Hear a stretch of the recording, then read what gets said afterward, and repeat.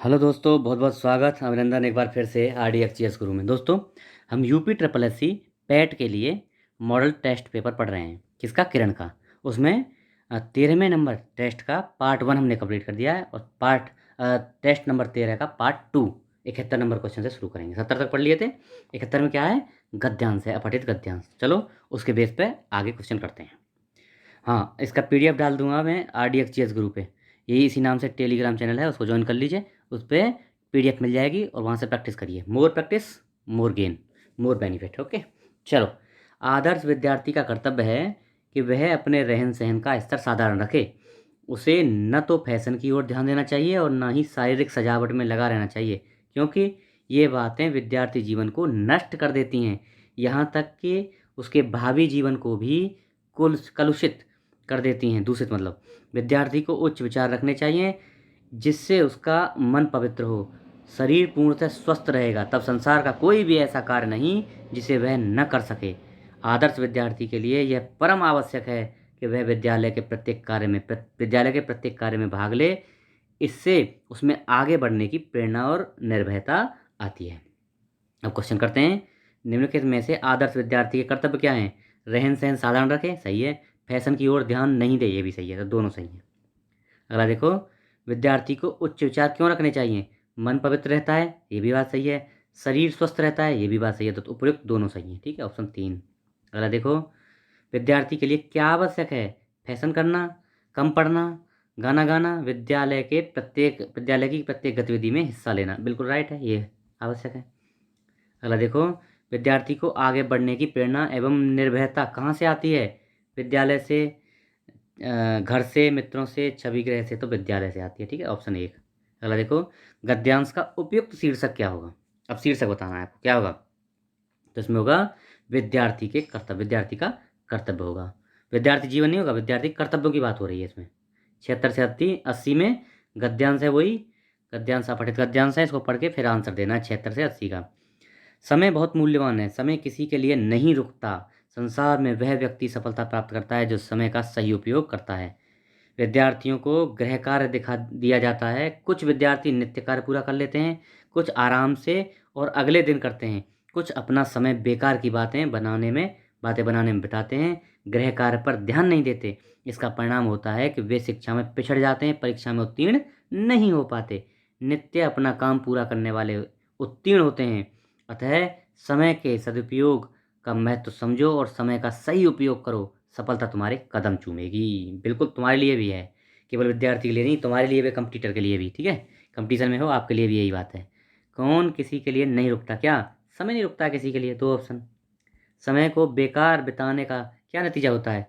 अपने कर्तव्य कार्य में असफलता प्राप्त होती है भैया।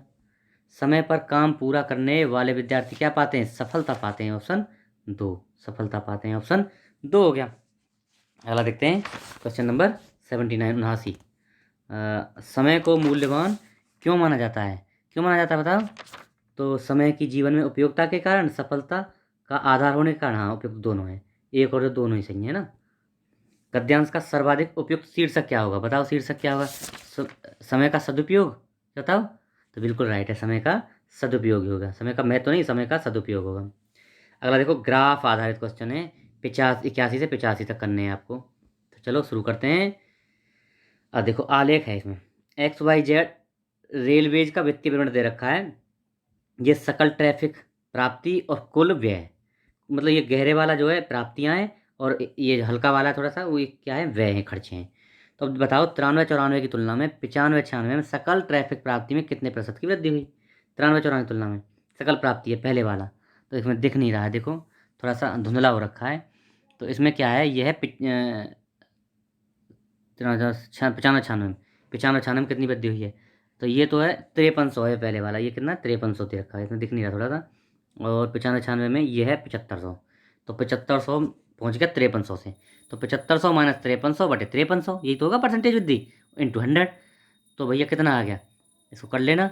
तो ये आएगा 2200 बटे 5300 गुणा 100, 51.5% की वृद्धि हुई है। कितना? 51.5%। कौन सा है? तो 51, 41.5%, 41.5। यदि लाभ बराबर सकल लाभ क्या होता है? सकल ट्रैफिक प्राप्ति माइनस कुल व्यय, मतलब प्राप्ति में से व्यय घटा दो तो लाभ होता है। तो 1996-97 में सकल ट्रैफिक प्राप्ति का, अरे थोड़ा सा गड़बड़ किया है, प्राप्ति नहीं है, सकल ट्रैफिक लाभ है ये, मतलब ये थोड़ा सा मामला इसमें गलत लिख दिया है, ये लाभ है, सकल ट्रैफिक लाभ है यहाँ, यानी एक मिनट यहाँ से जोड़ दो, थोड़ा लाभ लिख लेना है, लाभ है ना, ये क्या है, लाभ यहाँ है, सकल ट्रैफिक लाभ, एक मिनट सही नहीं लिखा गया, सुनो लिखते हैं, लाभ, ये लाभ है यहाँ। अच्छा, सकल ट्रैफिक लाभ प्राप्ति कितना % है, लाभ बताना है, तो देखो हाँ, तो लाभ क्या है, कुल आय माइनस व्यय, तो 96-97 में बोल रहा है, 96-97 में देखो, 96-97 कहाँ है, ये रहा, 96-97 में प्राप्ति, तो कुल प्राप्ति कितनी है, मैं एक मिनट 82 है, तो ये है 8500, और व्यय कितना है 8000, तो 8500 माइनस 8000 बटे कितना आएगा, बटे आएगा व्यय 8000 भाई, तभी तो निकलेगा, सॉरी सकल प्राप्ति, प्राप्ति की बात है ना, प्राप्ति का, तो 8500 माइनस 8000 है बटे 8500 इंटू 100, ये आएगा परसेंटेज में निकालना है, तो ये आएगा कौन सा आएगा, ये निकलेगा आपका 5.9% निकाल लेना, 8500 माइनस 8000 बटे 8500 गुणा 100, 5.9%। किस वर्ष में सकल ट्रैफिक प्राप्ति के प्रतिशत के रूप में लाभ अधिकतम था, अब वर्ष बताने कौन से में, 97-98, ये 95 से लेकर 95, 96, 97, 98 तक देखना है, 93-94 देखना नहीं है, यहाँ से 95, 94, ये 95, 96, 97, 98, इन यहाँ तक देखना है, यहाँ तक है ना, ये चारों में देखना है, पहले में नहीं देखना। तो किस में अधिकतम प्राप्ति था, देखो उसको कैसे निकालेंगे, तो 94-95 के लिए निकाल लो, तो देखो 94 में 6400 प्राप्ति हुई है और खर्चा हुए हैं कितना 5800, तो कितना बचा 600, 600 बटे 6400 गुणा 100, तो ये 9.4% आएगा। दूसरे में निकालेंगे ऐसे ही है ना, ऐसे ही 95-96 में निकालेंगे, इस ऐसे ही 96-97 में निकालेंगे, 98-99 निकालेंगे, 97-98 निकालेंगे, चारों में से निकालेंगे, मतलब कुल प्राप्ति माइनस कुल व्यय बटे प्राप्ति, जो प्राप्ति है वो इंटू 100, ऐसे निकालेंगे तो परसेंटेज एक में जो है ना, मतलब जो 94-95 में सबसे ज़्यादा प्राप्ति है, 94-95 कौन से नंबर पे है, तो ये ऑप्शन 4 पे है, 94-95 में ही 9.4% की वृद्धि हुई है सबसे ज़्यादा, ठीक है, निकाल के देख लेना। यदि कुल व्यय वही रहे तो 10% का लाभ पाने के लिए 1994-95 में सकल ट्रैफिक प्राप्ति करोड़ रुपए में कितनी होनी चाहिए, देखो कुल व्यय तो वही रहे और 10 व्यय वही रहे, खर्चा वही रहे, लेकिन प्राप्ति में क्या बढ़ाएं, कितनी हो जाए प्राप्ति कि 94-95 में 10% हमें लाभ प्राप्त हो। अब देखना एक बार, 94-95 में लाभ प्राप्ति करनी है 10% की, तो 94-95 में अभी कितनी लाभ प्राप्ति है, अरे इसमें दिख भी तो नहीं रहा है 94-95, एक मिनट में देख लेता हूँ, किताब से देखना पड़ेगा, दिख नहीं रहा है इसमें, 94-95 में, हाँ जी ये 5400 प्राप्ति हुई है, 5400 प्राप्ति हुई है, और व्यय कितना है, व्यय तो इसमें दिख रहा है 94-95, ठीक है, ये 5800 नहीं 6400 प्राप्ति हुई है, सॉरी 6400 प्राप्ति हुई है, 5800, 6400 प्राप्ति हुई है, 5800 व्यय है, ये 6400 दिख रहा है यहाँ 64 है, ठीक है, 5800 व्यय है। अब देखो हाँ, तो इसमें कितना कर दें इसको कि आपको 10% की लाभ प्राप्ति हो जाए, तो अब देखो घटाओ इसको करने का मतलब एक ही है, सीधा सा मतलब है कि कुल प्राप्ति मान लो एक्स प्राप्ति है एक्स प्राप्ति है माइनस 5800 है ना, बटे कितना, बटे 5800, और बराबर आ जाएगा 10%, तो ऐसे सॉल्व करके देखेंगे 6444, कितना 6444 जो है ये होना चाहिए, करके देख लेना एक बार, 6444 है कहीं, ये ऑप्शन 3 6444 होगा, तब उसमें से 5800 घटाएंगे तो जो है 10% लाभ प्राप्त होगा, ठीक है। अगला देखो 93-94 से 97-98 के समय काल में व्यय में कितने करोड़ की वृद्धि हुई है, 93-94 की अपेक्षा 97-98 में कितनी वृद्धि हुई है, ये देख लो सीधा सा एकदम, ये कितना है व्यय, तो 5100 से 97-98 कितना पहुंच गया है 8800 पहुंच गया ना भाई, तो एक सकल प्राप्ति में बोल रहा है 8800 माइनस 93-94, ये 94-95 5300 से 5300 पहुँच गया है, तो भैया कितनी वृद्धि हुई है, ये वृद्धि हुई है 5300 माइनस 8800 माइनस 5300, 3700 करोड़ की वृद्धि हुई है, 3700 की, ठीक है, कितने की 3700 करोड़ की है, ये ऑप्शन 4। 86 से 90 CM है, 2001 में विभिन्न पदों पर दिए हुए व्यय तथा बचत को दर्शाता है, आलेख का अध्ययन करो। एक परिवार द्वारा वर्ष 2001 में विभिन्न मदों पर किए गए खर्च और बचत का प्रतिशत दिया है, ठीक है, चलो देख लेते हैं, थोड़ा छोटा करना पड़ेगा। अब देखो इसमें क्या है, परिवार का सबसे अधिक व्यय निम्न में से किस पर हुआ, सबसे अधिक व्यय किस पर हुआ, देखो सबसे अधिक व्यय देखना किस पर हुआ है, एक बार देख लेते हैं पाई चार्ट में, सबसे अधिक व्यय कहाँ हुआ है, देखना 23% भोजन पर हो रहा है ना, तो बस ऑप्शन एक हो गया भोजन पे। दूसरा देखो, परिवार की वर्ष में हुई कुल बचत निम्न पर हुए व्यय के बराबर है। कुल बचत, बचत कितनी हुई है, कुल बचत कितनी है, कुल बचत 15%, तो किसके व्यय के बराबर है, मकान पर व्यय के बराबर। किस पर, मकान पर हुए व्यय के बराबर। तीन ऑप्शन, ठीक है। अगला देखो, परिवहन और अन्य मदों पर कुल मिलाकर आय का कितना प्रतिशत व्यय हुआ है। परिवहन और अन्य पर, अब देखो परिवहन और अन्य, परिवहन पर 5 और अन्य पर ये 20, तो 25% का हुआ है। ये तो पूछा है, 25% का हुआ है, एक ऑप्शन। अगला देखो, बहुत ईजी है। तो यदि परिवार की कुल आय इकाई दाई सैकड़ा हजार हजार लाख 1 लाख रुपए है, 1 लाख रुपए थी, तो बच्चों की शिक्षा पर कितना धन व्यय किया है। शिक्षा पर, बच्चों की शिक्षा पर, बच्चों की शिक्षा पर कितना हुआ है भाई, देखना ये 12%। तो 1 लाख का 12%, ये तो सीधा सीधा 12 हजार हो गया, 12 हजार खर्चा हुआ है। ये तो ऑप्शन दो। अगला देखो, यदि वर्ष की कुल आय ये 1 लाख रुपए थी, तो मकान और परिवहन पर हुए व्यय में अंतर कितना है। मकान और परिवहन पर देख लेते हैं। मकान और परिवहन पर, मकान पर कितना खर्चा है 15%, और परिवहन पर कितना है 5%, तो अंतर कितना हो गया भाई, 5% परिवहन पर, मकान पर 15%, तो अंतर 10% का। अब 1 लाख का 10% निकाल दो, वही अंतर है। या अलग अलग निकाल लो, एक बार 15% निकालो, फिर 5% निकालो, फिर माइनस करो, इसलिए सीधा यही ना कर दो। 10% अंतर आ गया दोनों में, 15% माइनस 5% से, 10% निकाल लो 1 लाख का, 10 हजार आ गया, सीधा ऑप्शन 4, ठीक है। कितना ईजी है। अगला देखो, तालिका की व्याख्या और विश्लेषण करना, 91 से 95 क्वेश्चन के आंसर देने हैं, ठीक है। अब क्या दिखा रहा है देखो, पाठ्येतर क्रियाकलाप में 1 2 3 4 और एक कॉलेज है ABCDEFG, 7 कॉलेज हैं, ठीक है जी। अब देखो, क्रियाकलाप 4 में छात्रों की संख्या के रेंज परिसर, क्रियाकलाप 4 में छात्रों का रेंज, छात्रों की संख्या का रेंज, रेंज मतलब समझते हो, मतलब मैक्सिमम माइनस मिनिमम, सबसे बड़ी संख्या माइनस सबसे छोटी संख्या, ये होता है रेंज। तो देखो 438 सबसे बड़ी संख्या है, छोटी सबसे छोटी कौन सी है, 105 है क्या, हाँ 105 है, तो 438 माइनस 105, ये आ गई रेंज। तो कितना आया, यह आया 333, 333। और क्रियाकलाप 3 में छात्रों की औसत संख्या प्रति कॉलेज का अंतर क्या है। 3 में औसत संख्या निकालनी है, तो 3 में जोड़ दो, 65 plus 130 plus 420 plus 75 plus 540 plus 200 plus 153 बटे 7 है, तो 7, तो 1603 हो गए, 1603 बटे 7 बस 229। अब 229 ये हो गए, पहला कितना आया 333 आया था, है 333 आया था रेंज।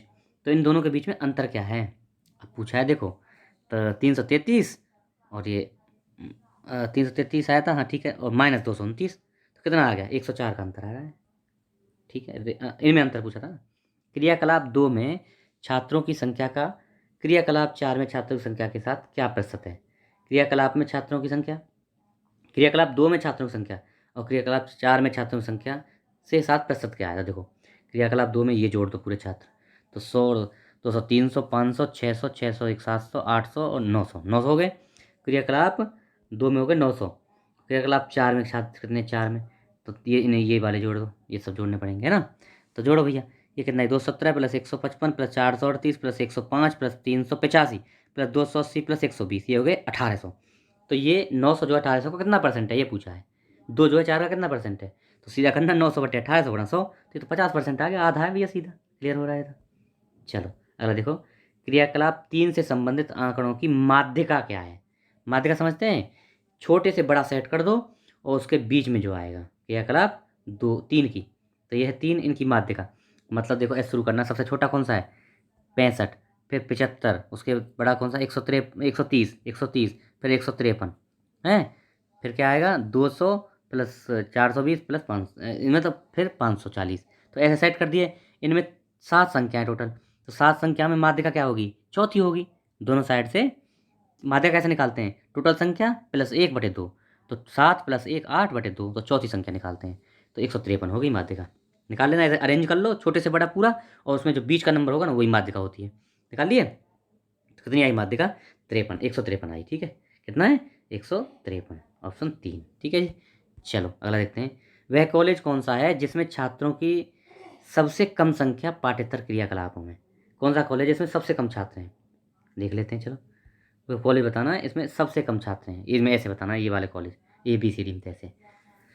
हाँ देखो एक चीज़ और है, 4 कॉलेज इसमें जो दिए हैं ऑप्शन वही देखो, A दिया है, D दिया है और FG, ADFG, और C और B नहीं दिए हैं, C और B को ढूंढना ही नहीं है, तो इसे निकालना है कॉलेज कौन सा है। तो देखो भैया कौन सा है, तो ये सारणी से देखना पड़ेगा। देखो एक में देखना ए डी भी दिया ना, ए में देखो 200 300 300 और 600 600 और 82 682 आ रहे हैं। फिर डी में देखना सबसे कम पूछा ना 200 275 और 380 हुए, ये डी में 380 हुए। और एफ जी में, एफ में देखना, एफ में तो 300 एक 400 तो बहुत ज़्यादा हो गया, अभी तक डी कम है सबसे। फिर ये देखो 200 एक 300 और ये भी ज़्यादा हो गया, तो डी सबसे कम है। ये तो क्लियर दिख गया भाई, डी सबसे कम है। ठीक है, ऑप्शन एक डी। अगला देखो 95, क्रियाकलाप दो तथा एक में छात्रों की कुल संख्या का अनुपात क्या है। दो और एक में संख्या अनुपात है ना, तो देख लो भैया कैसे अनुपात निकालना है। तो दो में कितने छात्र हैं, जोड़ो 100 और 200 300 500। एक मिनट इसको मिटा लेता हूँ। दो और एक में अनुपात पूछा ना, दो में देखो 100 200 300 500 600 700 800 900, 900 हो गए तो 900। अब देखो एक में 200 300 500 500 1000 1100 1500 और 3 1800 और 2 2000 नहीं, तो 900 अनुपात 2000। तो ये तो सीधा 0 0 कट जाएंगे, 9:20 आ गया, तो एकदम क्लियर है। तो 9:20 आ गया है कहीं 95, 9:20 है कहाँ है, ये रहा बी ऑप्शन। चलो 9600 पढ़ना है आपको। देखो इसमें क्या है, ये परीक्षा केंद्र है, इसमें समझ लो पहले। टोटल 12 लाख हमारे क्या हैं, अभ्यर्थी हैं, 12 लाख अभ्यर्थी हैं। अब कुल अभ्यर्थी, उन अभ्यर्थी 12 लाख का कुल अभ्यर्थी निकालते हैं 15% हैं। अच्छा ये ऑनलाइन अभ्यर्थी हैं, ऑफलाइन ऑनलाइन 30% है, मतलब ऐप में ऑनलाइन 30%, तो ऑफलाइन कितने हो गए 70%। अनुपस्थित कितने हैं, ऐप में अनुपस्थित 36%, तो उपस्थित कितने होंगे, ये 68%, ये 64% हो जाएंगे। उल्टा इसका ना 100 में से घटा दो, ऐसे निकलेंगे। तो अब इस हिसाब से क्वेश्चन का आंसर देना है। यदि ए परीक्षा केंद्र पर ऐप ए बराबर ए की वैल्यू बताओ, ए बराबर क्या है, ऐप पर उपस्थित अभ्यर्थियों की कुल संख्या के 15% के बराबर है। ए बराबर क्या है, ऐप पर जो विद्यार्थी उपस्थित है ना उनके 15%। तो ऐप पर उपस्थित, अनुपस्थित कितने 36। तो पहले 12 लाख का, ये 12 लाख ना टोटल, 12 लाख का 15% तो कुल अभ्यर्थी हैं, तो 12 लाख का 15% निकालो। और साथ में अनुपस्थित कितने हैं 36%, उपस्थित कितने हो जाएंगे 64%। तो फिर जो जितना आएगा 15% निकालने पर उसका 64% करो। ये तो हो गया ए। ठीक है जी, ये हो गया ए। तो कितना आता है, तो इसको निकालो 64% और उसका 15% निकाल दिए। पहले 15% नहीं निकाले, फिर उसका 64% और फिर 15%, तो ये आएगा 17,200 आएगा। अब बी बराबर क्या है, बी बराबर क्या है, परीक्षा केंद्र के पर उपस्थित अभ्यर्थियों के बराबर है। परीक्षा केंद्र के पर उपस्थित, पहले के पर अभ्यर्थी कितने हैं देखा, देखो पहले क्या ए पे दिखाओ क्या है, कुल अभ्यर्थी 15%, तो 12 लाख का 15%। फिर अनुपस्थित 36 है, तो उपस्थित 64%, गुना 64%, उनका भी 15% है, तो फिर 15% निकालना है। इतने हैं 17,200 तब आएंगे। अच्छा बी में क्या है, परीक्षा केंद्र के पर उपस्थित अभ्यर्थियों के बराबर है। परीक्षा केंद्र के रहा, और पहले 12 लाख का 16% निकालो, और अनुपस्थित है 20, तो उपस्थित कितने होंगे 80%, तो उसका 80% निकालो। तो 12 लाख गुणा 16%, 16/100 गुणा 80%, तो ये आएगा 1,53,600, 1,53,600 आ गया बी। तो बी का कितना परसेंट है, यानी 17,200 बटे 1,53,600 गुणा 100, ये आएगा परसेंटेज। तो इसको काट पीट के करोगे कितना आ जाएगा, ये आएगा 11.25%। ठीक है, कितना 11.25% बी ऑप्शन। ठीक, थोड़ा सा गुणा भाग वाला है, ठीक है समझ लेना। परीक्षा केंद्र एच के एफ के कुल ऑफलाइन अभ्यर्थियों की संख्या, देखो एच के एफ पे, तो एच पे निकालो पहले, देख कैसे निकले। एच पे अभ्यर्थी कितने हैं, 12 लाख का 20% निकालो। फिर ऑनलाइन कितने हैं 52%, तो ऑफलाइन कितने हो गए 48%, फिर इसका 48% निकालो। तो 12 लाख गुणा 20/100 गुणा 48/100 ऐसे निकलेगा। तो ये कितना आया, ये आया 1,15,200, ऐसे ही निकलेगा। फिर के का, तो 12 लाख का के का निकालेंगे, तो देखो के का 16%, फिर 62% निकलेगा। तो ये 12 लाख गुणा 16/100 गुणा 62/100, तो ये आया 1,19,040 के का। फिर निकालेंगे एफ का, है एफ का भी था ना, एच के एफ था ना, एच का निकालेंगे एफ का। तो एफ का निकालो यहाँ से पहले वाला। तो 12 लाख का 15%, 15/100 गुणा 70/100, क्योंकि 30% ऑनलाइन है, तो ऑफलाइन 30 70 हो गए, 70/100, तो ये आया 1,26,000 आया। और इन सब का योग पूछा है, इन सब का योग, तो इन सब का ऑफलाइन अभ्यर्थियों की कुल संख्या कितनी है, इन तीनों का योग कर दो, तो कितने आए। तो भैया इन सबको जोड़ेंगे तो कितने आएंगे, हाँ सभी का निकाल दिया ना, ठीक है। सभी का निकालने के बाद योग कर दो, तो कितना आ रहा है, ये आ रहा है 9,63,000 आएगा। देख लेना, कर लेना एक बार, ये रहेगा 9,63,000 आ रहा है। 1 मिनट 97, उपस्थित अभ्यर्थी निकालने ना, ठीक है। कौन सा? नहीं नहीं, 97 में निकाल लेते भाई, 97 में ये 10, ये आएगा 10 लाख, आ गया ना ये। अरे भाई ठीक है, 10,09,20, 10,09,20 आ रहा है, ये तो मैं बोल रहा था, कन्फ्यूजन है, ठीक है। ठीक है, वो नहीं था, 10,09,20, ओके ऐसे यार, ये वाला फर्स्ट वाला। एक मिनट, इसको हटा देते हैं, ये नहीं था अभी। हाँ, अब 98 क्वेश्चन करेंगे, अभी 98 में करेंगे, ठीक है। हाँ, केंद्र FHJG से ऑफलाइन अभ्यर्थियों की कुल संख्या, FHJG से ऑफलाइन अभ्यर्थी। तो देखो, एफ, एक आधा बताऊँ, एफ से पहले अभ्यर्थी 15%, फिर ऑफलाइन, ऑनलाइन ऑफलाइन कितने, 70/100। तो भाई 12 लाख का 15/100 गुना 70/100, एफ का निकला है, एफ का निकला ऐसे, एफ का निकला। तो ये लाया 1,26,000। फिर एच का निकालो ऐसे ही सेम, ये आएगा 1,15,200। फिर जे का निकालो ऐसे ही, तो ये आएगा 1,55,520। फिर फिर जी का निकालो ऐसे ही, जी का कैसे, एक बार निकालेगा जी का, पहले 12 लाख का 25% और फिर 44% ऑनलाइन है, तो ऑफलाइन कितने हो गए, 56%, 56/100। तो 12 लाख गुणा 25/100 गुणा 56/100, ये निकलेगा है। तो कितना आया, 1,68,000। इन सभी का योग पूछा है, तो ये लाएगा, ये आएगा, इन सबको जोड़ दो चारों को, 5,64,720 आ रहा है, 5,64,720 ये आएगा, है ना, ऑप्शन 3। अगला आ जाओ अब 99 में, क्या पूछा है, परीक्षा केंद्र के से कुल उपस्थित अभ्यर्थियों की संख्या, परीक्षा केंद्र जे से कुल ऑफलाइन अभ्यर्थियों की संख्या से क्या अनुपात है। अच्छा, के से कुल उपस्थित अभ्यर्थियों की संख्या, के से उपस्थित अभ्यर्थियों की संख्या देख लो, एक मिनट से मिटा लेते हैं, के से उपस्थित अभ्यर्थियों की संख्या। तो देखो के ये रहा, के से उपस्थित, पहले 16% अभ्यर्थी, तो 12 लाख का 16/100, और अनुपस्थित कितने हैं, अनुपस्थित हैं 20%, तो उपस्थित 80% हो गए। तो 12 लाख का 16/100 गुणा 80/100, ये निकलेगा उपस्थित अभ्यर्थियों की संख्या। तो ये कितना आएगा, 1,53,600, 1,53,600, ठीक है। उसके साथ क्या पूछा दूसरा, और जे से कुल ऑफलाइन अभ्यर्थियों की संख्या, जे से ऑफलाइन अभ्यर्थियों की संख्या देखो, जे रहा ऑफलाइन, तो पहले जे से 12 लाख का 24/100, ये अभ्यर्थी आ गए कुल अभ्यर्थी। फिर ऑफलाइन, ऑनलाइन है 40%, तो ऑफलाइन 54%। तो भैया 12 लाख का 24/100 गुणा 54/100, ये निकालो, ये कितने आए, ये लाए 1,55,520 आए। अब इन दोनों का अनुपात किसका, 1,53,600 अनुपात 1,55,520, इन दोनों का अनुपात निकालना है।